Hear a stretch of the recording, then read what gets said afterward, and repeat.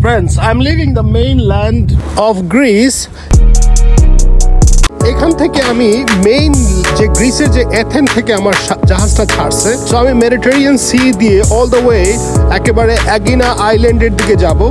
আর এই যে দেখতেছেন কত বড় জাহাজ, আমার বাম পাশে এই দেখেন, এই জাহাজটা হচ্ছে যুদ্ধ জাহাজ আমেরিকার এবং সর্বোচ্চ হেভি ইকুইপমেন্টস আছে এটার মধ্যে, যুদ্ধের সব সরঞ্জাম আছে। তো আপনার গ্রিস থেকে আপনার ইসরায়েল সর্বোচ্চ বেশি দূরে না, তো আপনার বুঝতেছেনই কেন এই যুদ্ধ জাহাজটা এখানে আছে।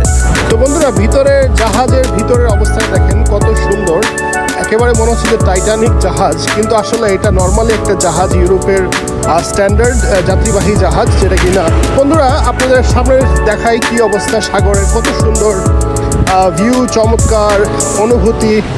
আর সাগরের এই যে জাহাজ যে চলে, অন্যরকম অনুভূতি।